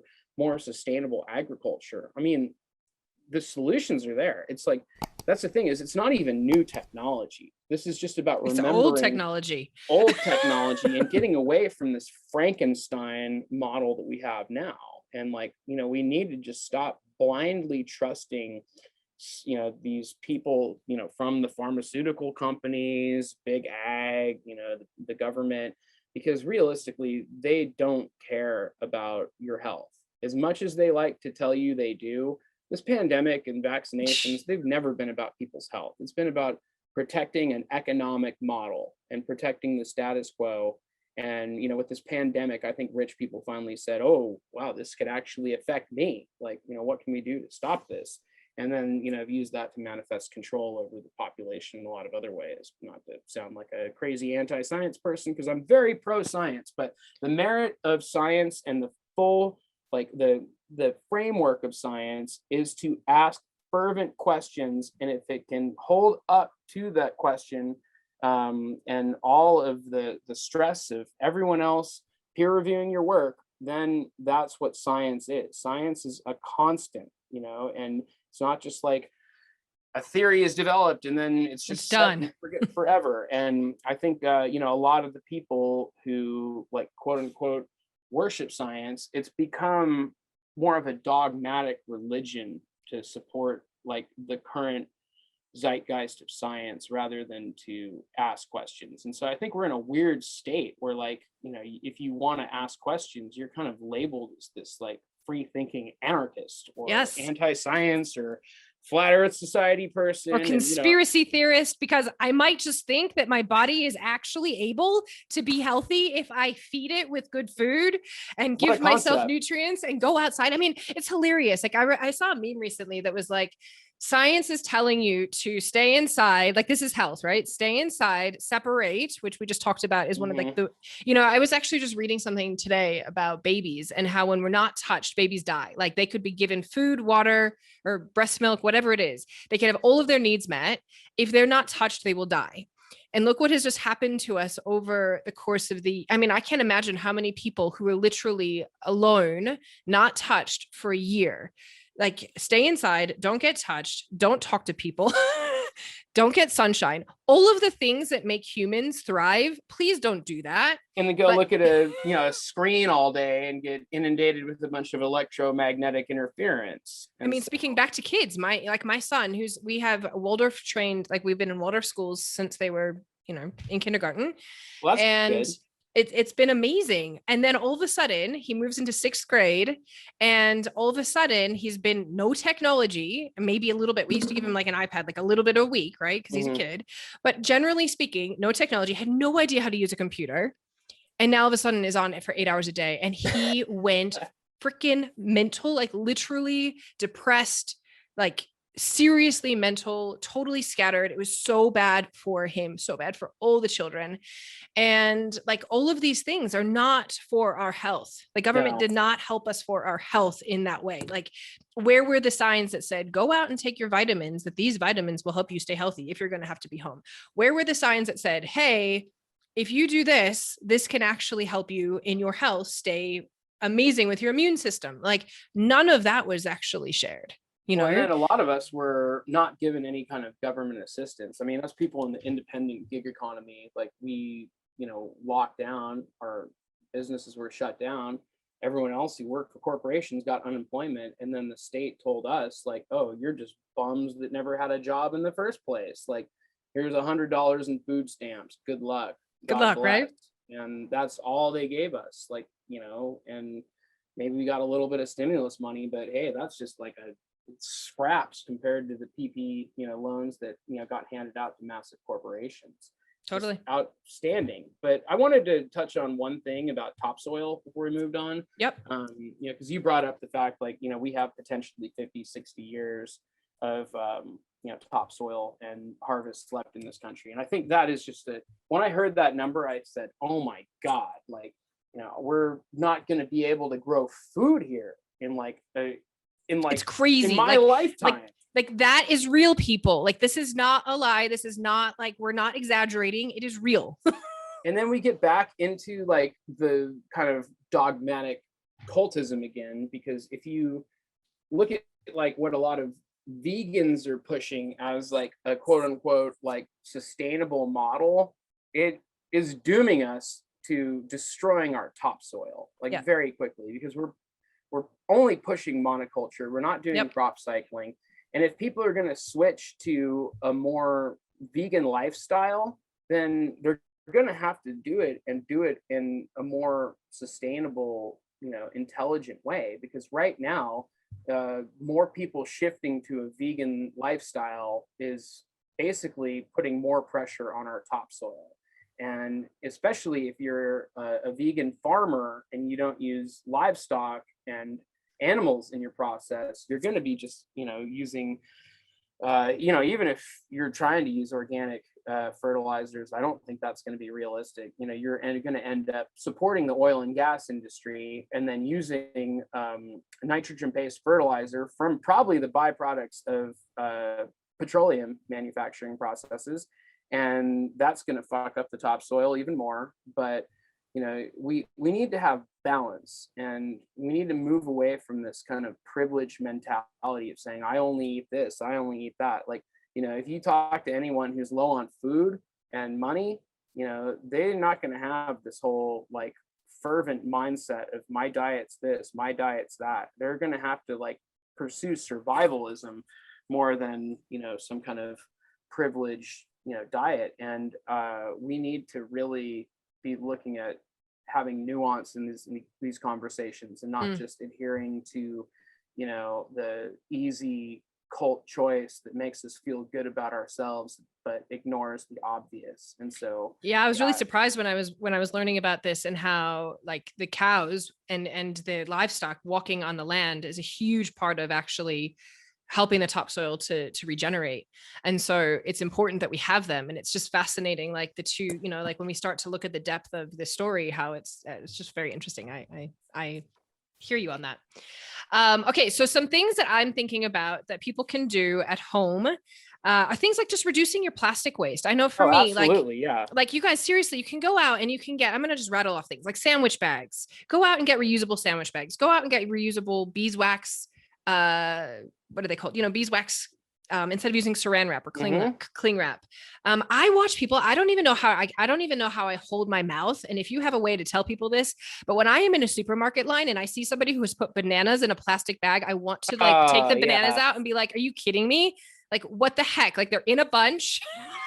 Like, seriously, first of all, you can get mesh bags that if you really need to put something into a bag, then that's fine. But seriously, you guys, potatoes came from the ground. They're dirty. They do not need to go into plastic bags. My favorite I've seen is pre-peeled oranges. And they have these at Trader Joe's now, where they have oranges that have been, peeled, and then they cover each slice individually in plastic. Oh my God. It's just like, didn't nature figure out a better container for us already? It's just like, are you really that lazy where you can't like unpeel an orange to eat it? I mean, that just kind of says it all to our plastic fantastic, economy. And reducing your own plastic consumption. Plastic water bottles. Yep. Speaking of water, right? Hey, actually, speaking of water and reducing plastic water bottles, because a lot of people drink water in plastic water bottles because they want quote unquote filtered water. And that's not safe. Like realistically, there's less regulation on most bottled water than there is for tap water.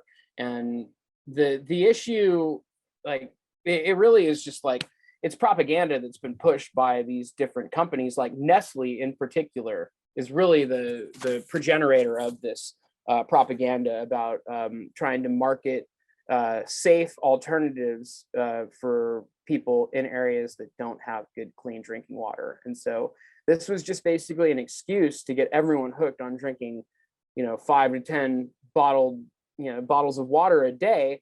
And I remember Fuji water specifically, they made some really like just snide asshole remark about tap water, and specifically cited the city of Cleveland for some reason, and saying, like just criticizing their water purification techniques for some reason. And so the city of Cleveland was very offended. And so the people from the water treatment plant decided they were going to go and do their own independent analysis to go and see what was like cleaner, the Cleveland tap water from the Great Lakes, or the Fiji water that comes from God knows where. And so in every single sample studied, the Cleveland tap water was significantly cleaner No than way. the Fiji water. I would In not have every believed that. single bottle they sampled. And, it's because there's no regulation on any of these bottled waters. And so the biggest thing that they found with the Fiji water was that there was unsafe levels of arsenic in a lot of them. And there was unsafe heavy metal levels. Like, there's literally no regulation. So most of the time, what these bottled water companies are doing is they're going and they're using wells that their permits expired for in the 60s and 70s. And, in a lot of cases are getting this water from already very arid climates. And so, about 45 minutes to an hour from here in the San Bernardino area, Nestle, Arrowhead, all those companies have been pumping groundwater, which has been messing with our water table here in a bad way. And so we're losing our aquifer, and then our water is being displaced elsewhere. And then there's also the transportation issues associated with it. About the one thing I will say about our tap water, though, is if you're going to drink tap water, you probably are going to want to do additional filtering of your own to make sure it's safe. So what's a filter? I was going to ask you. So if we can prevent using plastic bottles, I personally use the Kangen water filter. I love it. What's a That's water a charcoal-based filter, right? Yes, I think so. Yeah, and those are great, but they don't really do very well with the chemicals, honestly. No, you have to add in extra filters to filter out the fluoride. Exactly. And that's the big elephant in the room that nobody wants to talk about, is that we fluoridate our water supply. And if you want to go down that rabbit hole, we can. But basically, fluoridated water, it doesn't make any sense whatsoever, and is based on just bunk research. Just toxic shit they decided to throw into our water because they had nowhere else to dump it. It's literally industrial waste from China that's been processed and be made into synthetic fluoride, not naturally occurring fluoride. And then that is dumped into our water supply so we can have better teeth. And the studies have shown that that is pretty much an insanely non-effective model. So it was the American Dental Association that was lobbying so heavily to fluoridate our water back in the 70s. And it just doesn't make any sense. I mean, even from an economic standpoint, it doesn't make sense, because we're paying all this money for a process that we don't need to do. And then we're giving a bunch of money to China to go buy all of their waste products to then consume here. It blows my mind. And then I talk to these water scientists and they're like, oh, fluoride's good for your teeth. I go, did they get to you too? I mean, the fluoride experiments have been around for a long time. And, based on we really don't know what the full extent is, but if you really want to look at the people that initially started doing fluoride research, it was the Germans in the 1930s. And so they were experimenting with fluoride to create a more docile population. And, a lot of this, the ramifications of fluoride get into the realm of pseudoscience, probably because you don't really know what the actual effects are. But we can tell you that fluoride is one of the more reactive elements on the periodic table, and probably triggers all sorts of genetic mutations, and is probably responsible for at least a rise in autoimmune disorders and cancers, but could be as threatening as having our pineal glands calcified, and all of that. And I have noticed personally, I can't, I'm not going to make a blanket statement and say this is all anecdotal and this is my own personal experiences. And I've lived in places that have fluoridated their water supply and other places that haven't. I used to live in Estonia for a few years, and Estonia does not fluoridate their water.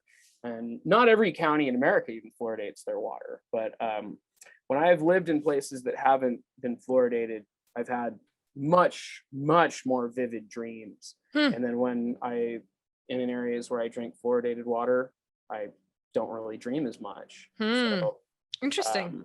yeah, and that might have something to do with the way that our brain produces serotonin and dopamine and melatonin, and regulates our sleep-wake cycles. So I just think there's no reason to be fluoridating our water, and we could save money, and people would probably be healthier, and it would probably alleviate people's concerns about the dangers of tap water and just the propaganda from Nestle. But we can't keep submitting to this model of virtually just placing all of our water to be sent all over the world back and forth. And Right. I feel so strongly about this. When I was in Europe 2 years ago, I went to Switzerland and went to Vevey, Switzerland on Lake Geneva, to the Nestle corporate headquarters, and I told them to go fuck off in person. And so I just had a one-man protest in front of Nestle corporate headquarters, and the security came out, and they're like, "Oh no, not you guys again." It was the most beautiful place in the world. It's just right next to Interlaken and Montreux, and you're right there on the lake. There's more water than you'd ever know what to do with in that area. And the fact that those people feel that they need to go and steal other people's water under the guise of being a little Swiss chocolate company, I mean, those people are some of the most evil corporate assholes out there in existence. And so we need to confront their whole agenda. And I think, reverse osmosis water is probably about the best way that you can do that. So And reverse osmosis. That's where you reverse reckon. osmosis. Yeah. And you can even get reverse osmosis filters these days. You can install under your sink, or you can get whole home units. And so this is even good for, like, let's say if you're taking a shower, because if you're taking a shower, It's all in your skin, and your skin is your largest organ in your body. It's not even that, actually. The big problem is when you take a shower and you turn on the hot water, you're going to get steam. Mm-hmm. And then you're going to inhale that steam. And so that's the quickest transmission of those chemicals. And so in Flint, Michigan, where I've spent a lot of time filming the past few years, that was when people really started getting sick, was when they had the boil advisories. And so people would boil the water and then they'd inhale it. And, there'd be all these, bad gases in their house. And people started getting really, really sick when the boil advisory started. And then, they're taking showers, and, people are having all sorts of heavy metal contamination and all sorts of weird chemical contamination. So having a whole house filtration system is a good idea for, your shower usage. And it's just sad it's come to this, but, you need to have another line of defense before like that hits your body. And we have a shower filter too, and it's like, I mean, cool. My kids now, like, because one of our showers does and one doesn't, and my kids, because we always just shared the shower anyway, they fight over which shower they get, and they won't shower in the other one. They're like, nah, won't do it. And I don't even think they've even began to realize right away until like they were like, yeah, because that one has the filter and it feels much better, and why would I go on the other one? I mean, the only thing reverse osmosis can't really get rid of is radiation. And so if you live in an area that has radioactive groundwater, that's going to be a problem. And you guys in Denver, you have Rocky Flat right outside of town, which is a radioactive Superfund site. But from what I understand in Denver, your water is imported basically over the Great Divide as a result of just water allocation from the Colorado River. So you guys probably aren't getting localized groundwater there, which is probably a good thing. But the whole Colorado River is slightly radioactive at this point due to all the uranium mining that's been occurring.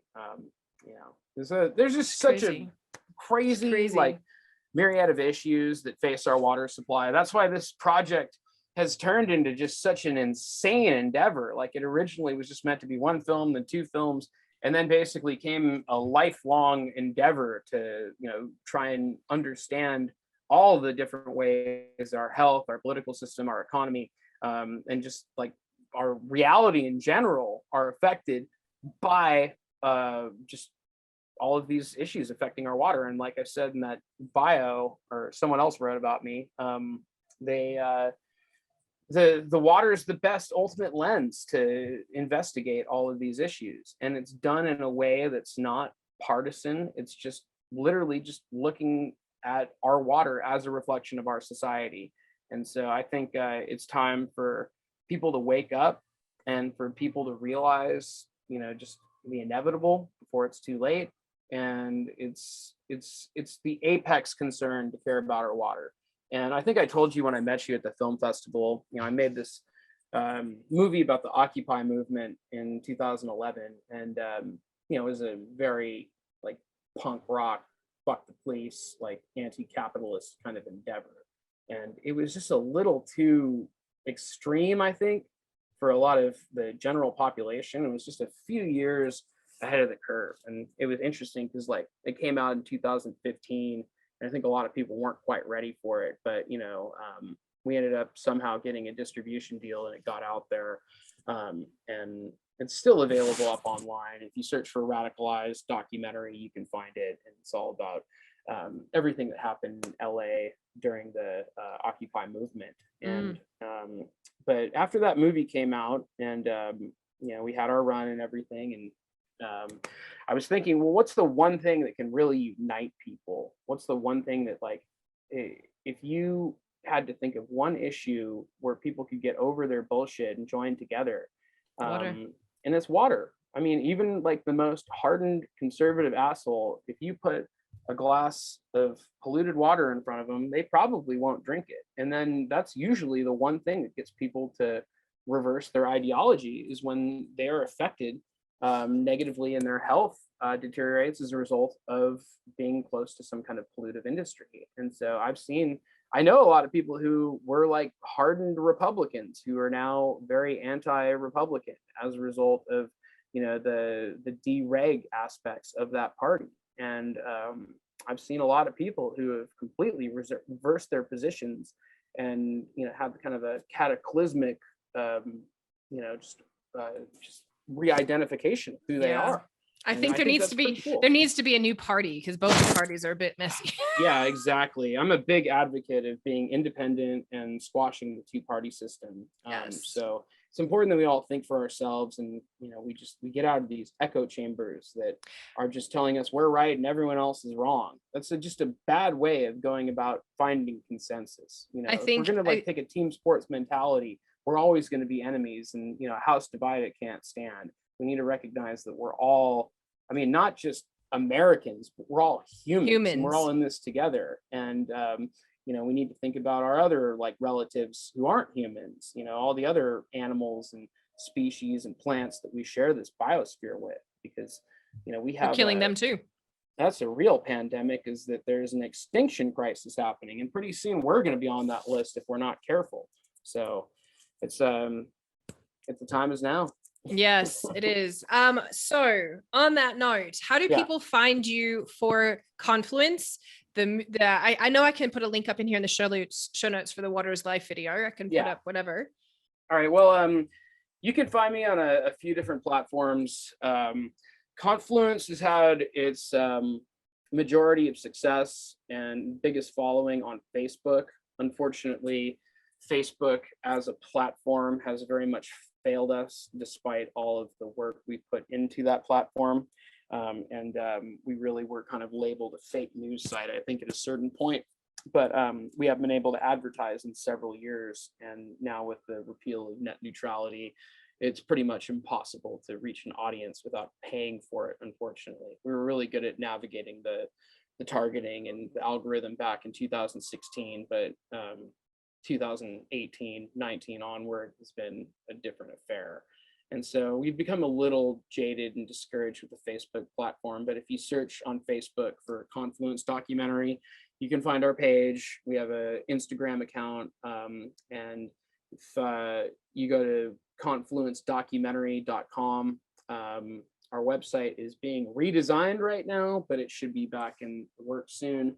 And you can follow me personally if you search for Stephen Gute on Instagram, and you can see, that's more kind of behind the scenes of my travels, going around covering a lot of these Superfund sites and other toxic areas, but also doing a lot of work covering police brutality issues and really frontline environments everywhere. So, I've been to 48 states now since I started this process, and we really tried to go to the front to really see what's happening, to find the truth, and not rely on secondhand information or other sources. So our worldview is informed by our experiences, not what we've been told. And I think that's what's really valuable. More people need to start doing that, thinking for themselves, and just thinking while you can, and Right. recognizing the conditioning that like we've all been indoctrinated with, and trying to break that. It's very important that we do that, and it's very hard to do that work, and it can be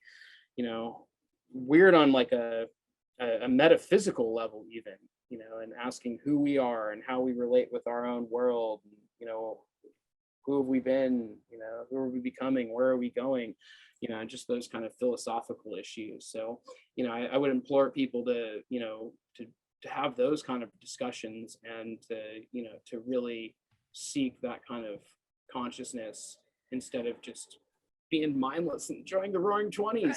Right.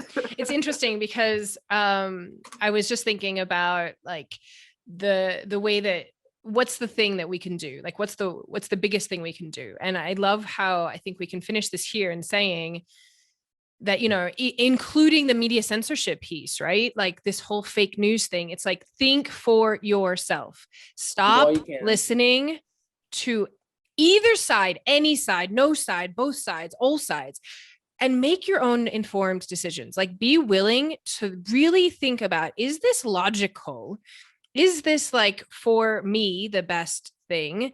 Is there something underneath this? Because like you said, like it's heartbreaking to me. And I know because I would be on the fake news side. I have been told I'm fake news. And I'm like, I'm not fake. You're doing something right. Right? Yeah. I'm like, I have been had Instagram and Facebook shut down posts, clear me, stop me. And like I said, I'm just like, I'm not even that big of a quote unquote deal as far as the things I'm saying. And so I just think it's so critical right now. And like you said, like part of what's happening with all of this toxicity across the board in our lives. And I love how you said it, like blocking our pineal gland, blocking our third eye, blocking this space that's like our vision. It is our openness. It is our mind. It is our mind, and they're trying to make it so that it's, as you said, calcified. We can't use it. And the more that we ingest these things, I'm going to say it, the stupider we become. Exactly. Right. And so while you are here, like wake up and go and do your research, be willing to look in the places that you haven't been willing to look. And like you said, Steve, like you're on the front lines. This is real stuff that's happening across the world, across the board. And the people who are in it are the ones who are getting blocked and censored. And it is heartbreaking to watch. And I know for me, when I left for Australia, when I first went over there, I was student teaching and I finished. So I was 22 years old. I finished in Australia. I met my mom, this, very all this Americanness, right? And I was like anti-American. And she's like, Carrie, you are American. And I was like, yeah, but Americans do stupid stuff. Right. And it's not until I left the country, because we are so conditioned by media to think and feel and expect and do certain things. And we have a very, very limited focus because media makes it so. And unless you choose to walk outside and look, like unless I had left America, I'd still be in this little tunnel vision, right? Exactly. But I left and I saw, and I was like, God, Americans are like hated around the world. And not all Americans, and the ones who tend to leave, we tend to have like, a little bit more culturalism. But like overall, there's a lot of people who don't like Americans across the board around the world. Yeah. And so it was like this real eye-opening experience. And it started that point for me to be like, wait a minute, we actually can look outside of here. We actually can look outside of the media. We can actually look outside of the narrative that we are being told. And part of my work, even though we were talking about wealth and all these things, and you're saying like, and I get what you're saying, the abundance piece of it, it is the fact that we have been conditioned at some level to struggle. Right. And that's in our finances, that's in our health, that's in our relationships, that's in every aspect of our life. And from the top down, we've been conditioned. Look at the country itself is based on debt. Like, oh, yeah. So no wonder the economic system doesn't work, like more than anything, is because, new prosperity is created by more debt. And it's totally illogical. More money, you're producing more debt. And as more money gets into the system in a fractional reserve-based currency, it means that ultimately someone's going to pay the price for that wealth. And so there's no way for everyone to have abundance in our current system. Not in our current There's system. abundance for people who are like living the good life at the expense of everyone else. And so especially like now, it's becoming very obvious, like if you're a landowner and you own real estate, you're in a different dimension than the rest of us. And so when you want to talk about the American dream and like what ultimately, like, you know, people like to broadcast is what makes this country the best, quote unquote, or unique, it starts to break down when you investigate the destruction of upward mobility and opportunity for people to jump classes in this country. It's not And easy. if you don't have a trust fund behind you, all you need is just to have one business venture go wrong, and then you become a debt slave for your entire life. And that's kind of what happened to me when I had one movie lose money, and you know, we had one LLC have to collapse, and then you know, you're basically branded with the scarlet letter of saying you're not a functional member of our society despite all the work you put in, you know. And if you don't have the ability to be a normal person, you know, and to have housing or access to food, you know, and you are living in you know, a situation where like you have all of these blockades from having you being able to get yourself out of poverty, odds are you're just going to ultimately subscribe to nihilism, depression, substance abuse, et cetera, et cetera. And after the Great Depression, the federal government did a lot of investigation into how to re-inspire people, because there was a whole class of people in the 1930s that just like gave up on life and just basically became alcoholics and you know, or drug addicts or whatever. And so, you know, a lot of these people, they've lost their jobs, and then their families had abandoned them because you're not a man, you can't take care of us. And so there was this whole generation that was lost in the mix of people that had no real relevancy. And I think that's what a lot of the millennial generation has been encountering, because we don't have the same access to wealth as our parents' generation did, the ability to take care of ourselves. Everything's gotten more expensive. But you know, when baby boomers were you know, our age, they ultimately controlled something about like 20% of the economy. By all metrics now, we can say that the millennial generation controls less than 5% of the wealth in this, you know, country right now, and it's probably closer to 3 to 4%. So you know, you do the math on there. Like if you take 15% of the general wealth of the economy away from an entire generation, how are they supposed to thrive? And especially if you're like an independent or entrepreneurial type person, how are you going to be able to, you know, manifest that success on your own? So, you know, realistically, we have all of the, you know, what we reinforce is just the offspring of rich people. And these people don't really know anything about reality or what it's like for the rest of us, but we give them all of the power. And I think that's, you know, it's interesting. Like right now we're doing a recall election here in California. You know, I'm no fan of Gavin Newsom, and he's handed out more fracking permits than any other governor to date. But the solution is for the Republicans to jam Caitlyn Jenner down the public's throat. And what does Caitlyn Jenner know about anything, you know, except for reality TV and hype and image and status? And, you know, it's like, we got to stop just making these famous people, you know, more powerful. Like we need to start, you know, looking at like the grassroots individuals and people that actually, you know, understand the problems so we can combat that. You know, if we just keep propping up this, you know, system of intergenerational wealth, like we're just going to have these aristocratic tyrants that just rule over us and, you know, just play cavalier monopoly with our lives. I mean, you know, like Elon Musk is a perfect example, who's a person that gets elevated as someone who's a quote unquote genius. He's not a genius. He's just living off his family's blood emerald diamond mines in South Africa. It's pretty easy to succeed when you've got billions of dollars to reinforce your safety net. And so I think, you know, propping people like that up is ultimately counterproductive, because he doesn't give a shit about you or changing the world. His whole modus operandi is to take off to Mars and leave the rest of us here to fucking die in the hellhole that they've created for us. So, I think, we just need to reinvestigate and reprioritize, everything, what we value in our whole like moral compasses. And I think like social media even is a good example of it. Who do we reward? Narcissists and egomaniacs and people that have attractive bodies, but we don't really value people's minds anymore. And we claim to care about consciousness, and the new age community loves to tout it all the time, but realistically that's not what we're doing. We're celebrating the wrong things and worshiping false idols, and we need to move away from that, and before we like learn a big lesson really quick, which I think is right around the corner if we're not careful. But I still think there's time. I wouldn't do this work if I didn't think that things could get better.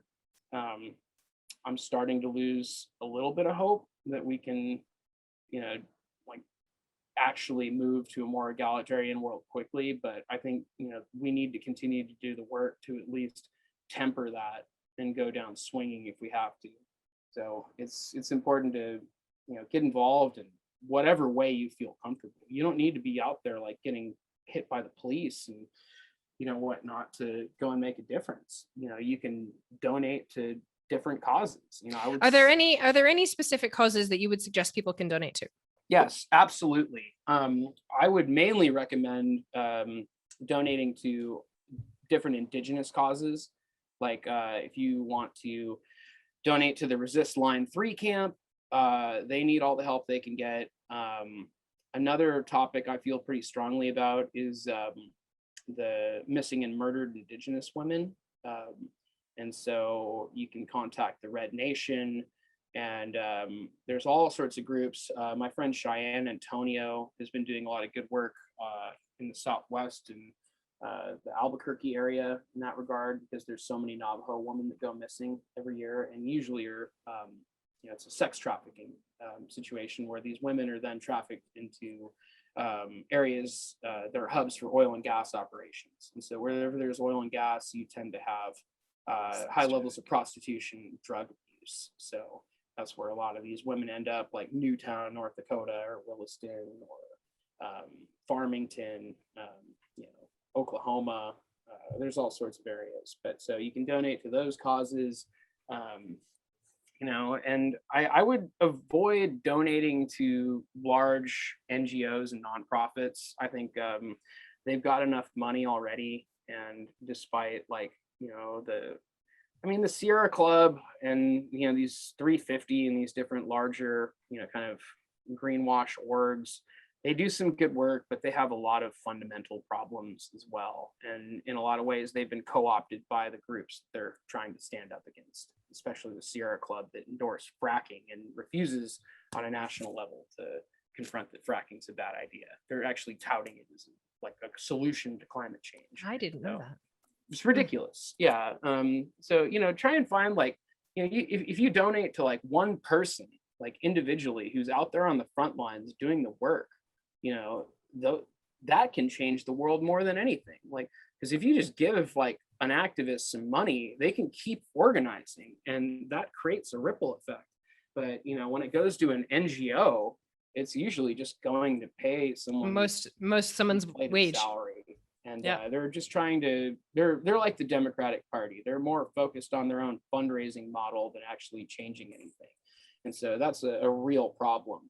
But if you want to donate to like Flint Rising, for instance, those people haven't had any justice, and Flint hasn't had clean water since 2014, and it's been let down by Republicans and Democrats who have worked in a bipartisan way to make sure that there is no justice for Flint. Because if there was justice for Flint, all the other polluted communities around the country would have legal precedents to stand up against the government and have the corporate entity that polluted them have to pay to clean it up and for reparations. And that ultimately could really be an economic concern, for the whole system in general. So, Flint Rising, I'm trying to think of some other ones. So in other words, what I'm actually hearing is look local, you guys. It's like individualism right here in this fact that we were just saying, like, think for yourself, be willing to look and research and do your own work. Actually, I'll even say you can go onto gogoduck.com because you will find way more information on gogoduck Yep. for a search engine than you will Google, because Google, again, is totally censoring things. And they don't steal your information and sell it to corporations. Right. Duck, Gogoduck Go, is actually, oh, sorry, DuckDuckGo. Sorry, yes. So duckduckgo.com. And you will actually find some real information from people who have not been censored, and it's you will stay private as well. But ultimately, like, look local. And I know for me too, like, when I see that there's women that have been left from abusive relationships or any of these things, or sex trafficking and all these different things, there's local organizations everywhere. So look local for yourself, look and decide and say, like, even you, when you started talking down this road, like the moral high ground that you are, like, that really for you is what's important, because there's so many topics like Steve and I have just walked down. There are so many important things, from sex trafficking to domestic violence to water to fracking.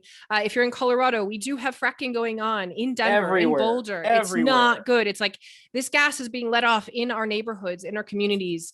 There's so many places that you can start to look locally to really help to support your local communities. And so that's where, I love that you've said that, Steve. It's just like, look local. And that person, I know for us at Christmas time this year, we donated to families to be able to go buy Christmas presents. Didn't go through somebody else. We gave money directly, like, here, go have some Christmas. Like, there's people in your backyard that need your help. And I think it's such a big thing right now, especially as we look at this globalization that's happening. Like, we're sending people in all these places around the world to help people, but it's like your own backyard literally needs help. So go and do some research, think about what's important to you, give your time, give your money, give your energy. And most importantly, just start to look at, like, how are you showing up in the planet right now? Exactly. And what's the impact that you are currently creating? And so, like I said, you guys, I mean, we literally, it's just like, Hugh's been taking things like getting wood chips and different things to be able to help doing the research to find, how can I make my topsoil just in my backyard better? Right now, last night I was watching him. He was researching to create his own hydroponic thing from our fish tank to our plants. Awesome. Yeah. Right. It's like aquaponics, right? And it's so simple. It's not going to be like, we're not going to go change the world because all of a sudden one of our plants is being like, being fed by our fish tank.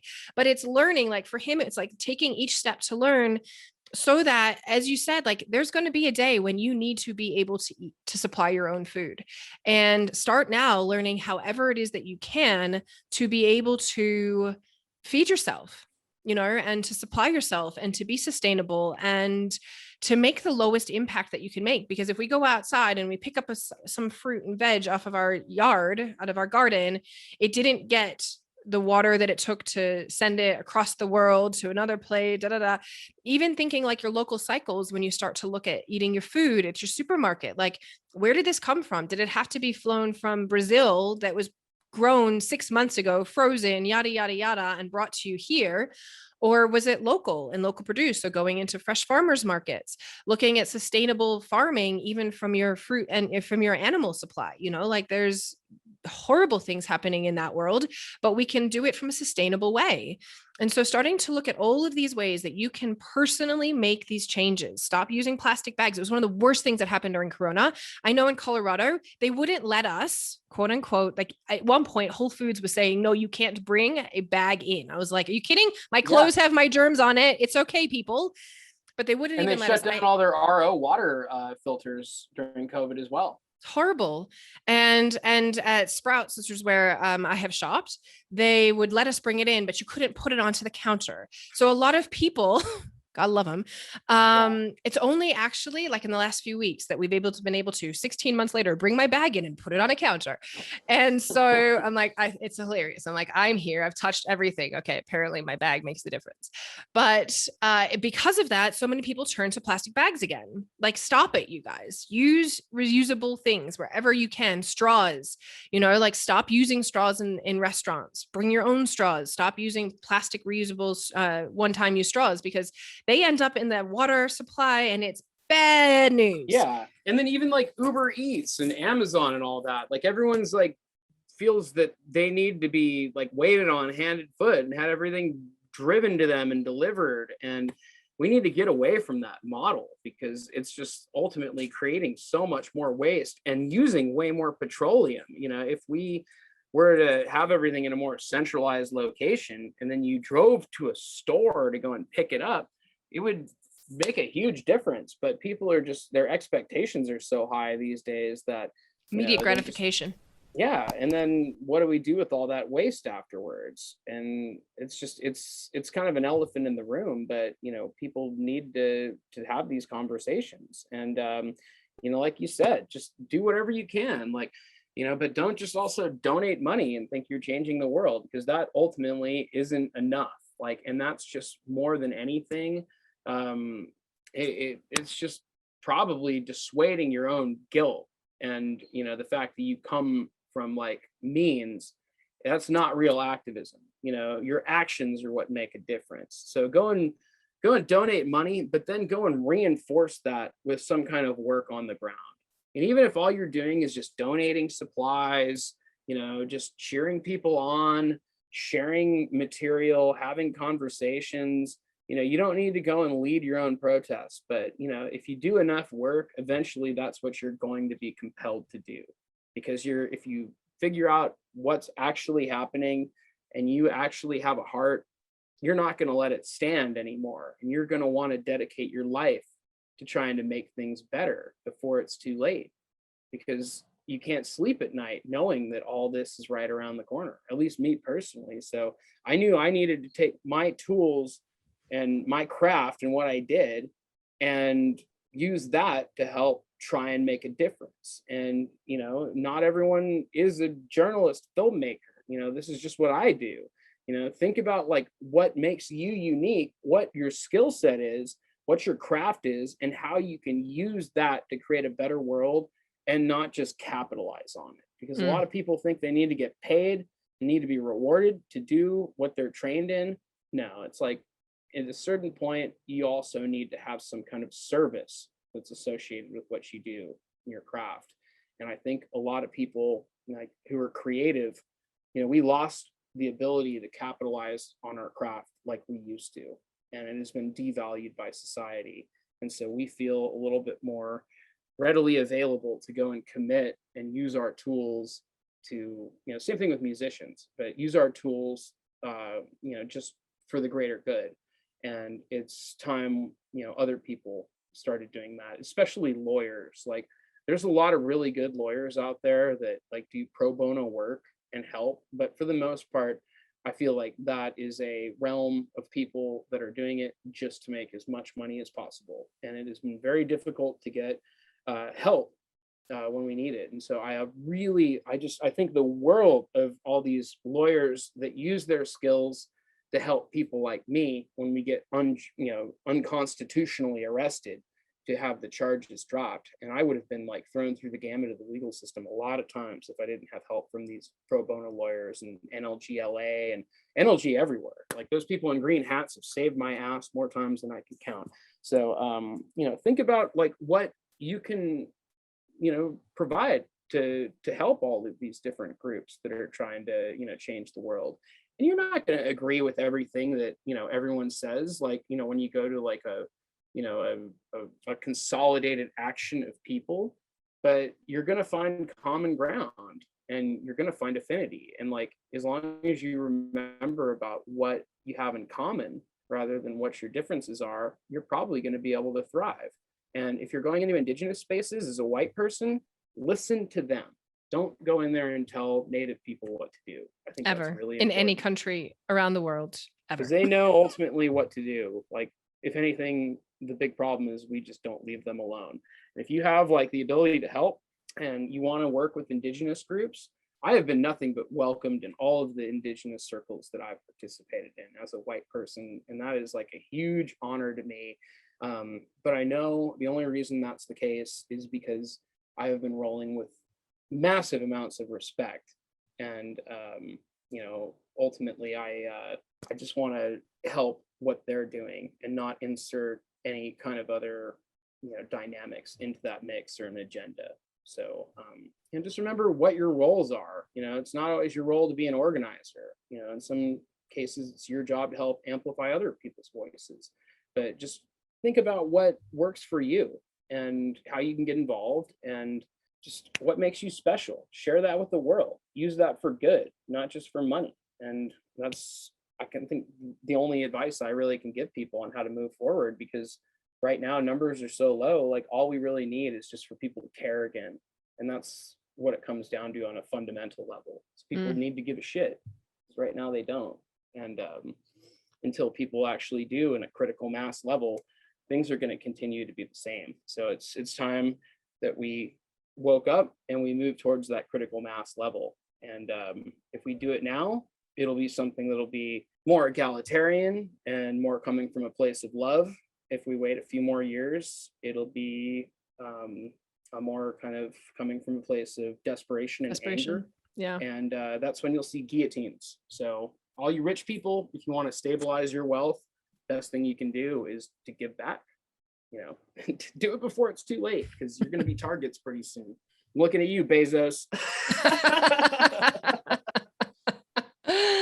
Well, Steve, thank you so much for this amazing amount of information. It has been an absolute pleasure to speak with you. I'm so grateful that we get to bring this conversation to more people in the world. And thank you for all the work that you're doing. Everybody go and find him, go find the Confluence documentary, go look for The Water is Life. Go watch as he is continuing to bring news from the front lines, and make this important. Whatever it is for you, we've given you so many ways and so many resources to be able to make a difference in this world, and every single one of us matters. Every single one of us matters. So thank you, Steve. If do you have any last words? I think you've just kind of summed up everything. Yeah, I think I've covered all my bases, but yeah, just think while you can. Think while you can. Think while you can. Until the next time, I'll see y'all later. All right. Au revoir. Thank you so much for listening to this episode. If you love what you heard, please help us get this message out to more people, because together we rise. Please review it, subscribe to the show, and share on social media. When you share, please tag me. On Insta, I'm at Carrie Norley, and on Facebook, I'm facebook.com/Carrie Norley 1, or Carrie Kaplan Norley is my official name there. Please come and connect with me on social media and say hello. I love hearing from my listeners. And thank you so much for your support. I'm so excited to help you bring in the new wealth.